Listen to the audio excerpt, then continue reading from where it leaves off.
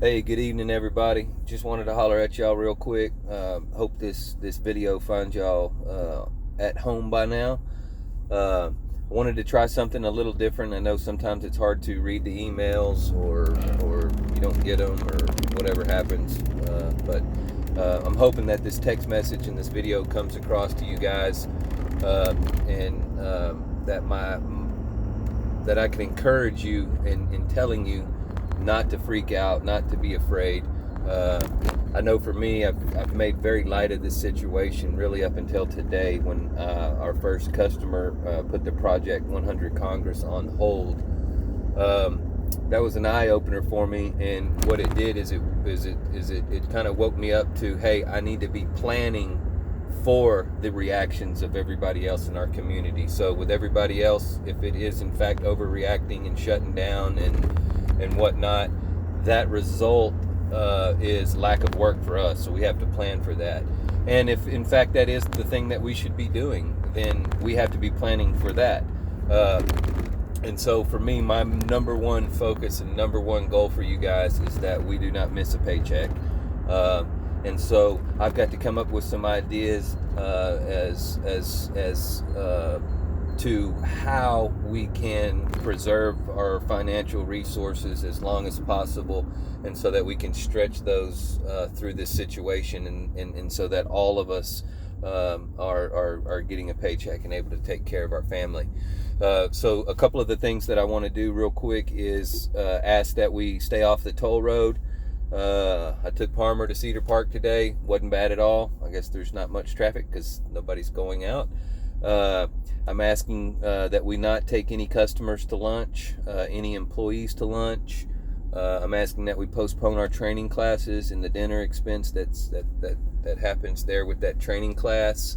I've spoke to Ed, and I've spoke to the bank. As you all know, we have loans out for our business, and I've asked that they would forgive our interest payments for a month, and they both agreed to do so. So that's several $1,000s a month that will help us out. The biggest thing is, guys, do not be afraid. This is not fear. This is actively making sure that we're taking a step in the right direction to reserve or stretch our financial resources as far as we can. So please keep in tune with Melissa. She's going to send out a memo that formally addresses that. Please be checking your emails. Please be checking with your supervisors. Make sure you're calling customers before you get out of the car and seeing if there's any protocols that they should be following or that you should be following when entering their building. All those little things, all these necessary steps. As big of a jokester as I am, I think it's time that we kind of start to take this thing a little more serious and be proactive. From a personal standpoint, we don't know what the future holds. If you're going to go out and spend $1 today, try to spend 50 cents instead.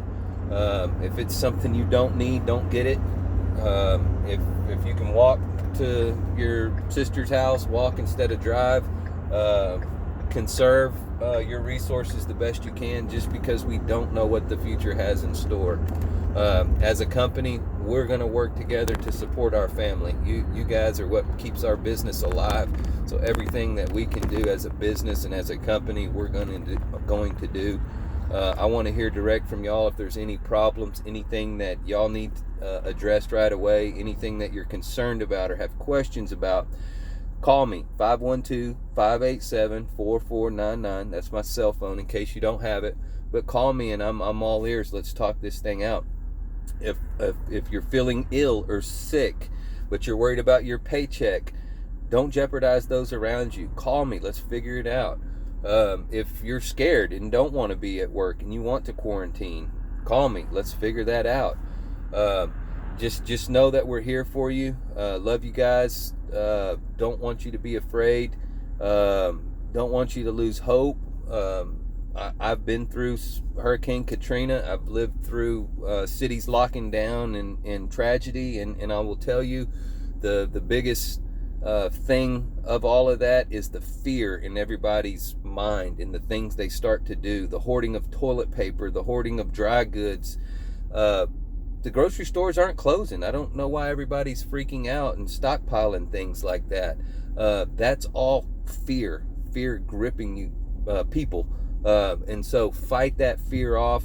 Know that if you're young and healthy, the impact on you if you get the virus may or may not even be that bad. Don't quote me, I'm not a doctor, and I've been hearing about 50 different things from 50 different people, but what I think I know is that it's the older people that really have to worry about being affected. And if we do have some older people in our organization, let's help them go work from home, or try to protect them a little more. So anyway, don't want to ramble on all night about this stuff, man. I just want you to know that I'm being active in a plan for our company.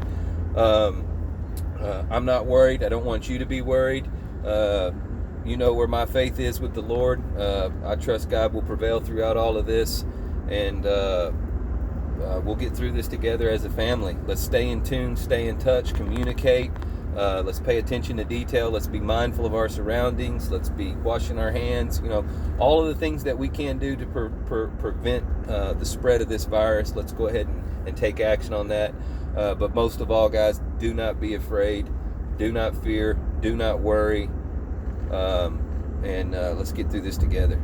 We'll talk soon. Appreciate it.